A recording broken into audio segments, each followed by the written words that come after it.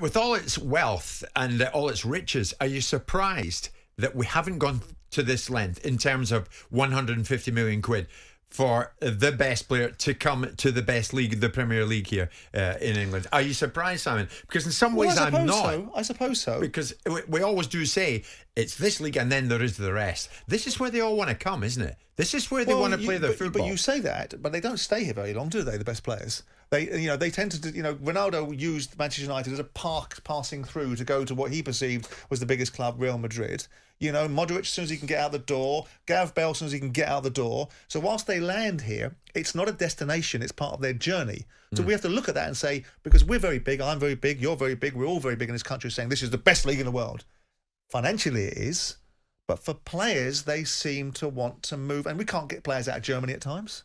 Our best players go over to Germany to learn some of their trade, and now they're coming back a little bit, so maybe that corrects. But there was a journey out of the Premier League rather than a journey in all the time. We don't see Messi here. No, true. And we've not seen certain players, and I wonder if we'll see Haaland here. I was just thinking, he hasn't exactly been at Chelsea for 10 minutes, Abramovich.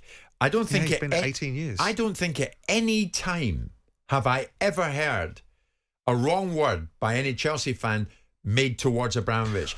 Any disquiet at all. I think the man can do no wrong. Well, I'm not sure you're right. In the eyes of Chelsea fans. I don't want to be just a contrarian for contrarian's sake. Well, this is another example of it. But I think if you go back to 2007, because Mourinho is a crafty swine, right, and he manipulates and spins it all round. And at one time, his currency was very high. And when he was engineering a move out of Chelsea, I think they got beat by Mulder in the Champions League, or someone that was not someone that they should have gotten beaten by.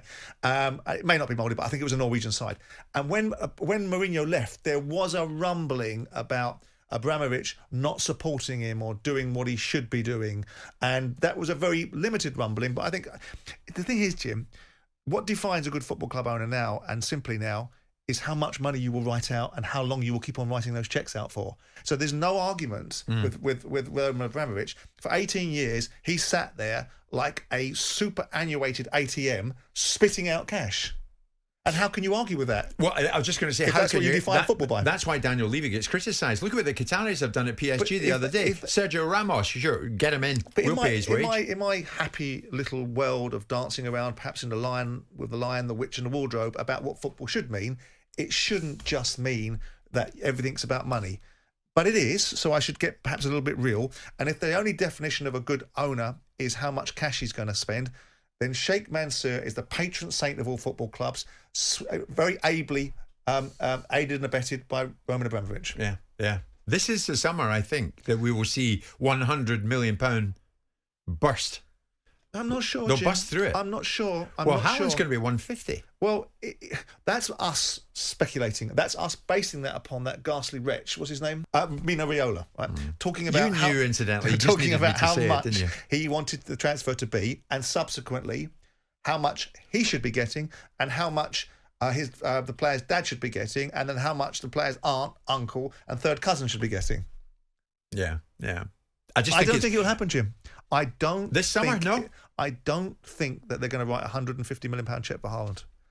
I'm happy to be wrong, and I don't think the Harry Kane transfer is going to happen either, which is something I've been saying as well. I don't think it's going to happen, and I think there's a slight moving of the needle now where people are beginning to say, "Oh, we don't think that's going to happen." A bit more towards the responsible end of the scale, or more to the point that with Harry, he's going to stay at Tottenham because Daniel Levy ain't going to be selling him anytime soon. You think he'll stay? I think it's going to be very difficult to prize him out unless somebody does what you're suggesting that they're prepared to do, and I'm suggesting I doubt they will, is write that kind of check. Jim White and Simon Jordan, Monday to Thursday morning, 10 till 1. On AM, on DAB, via the talkSPORT app and on your smart speaker. talkSPORT.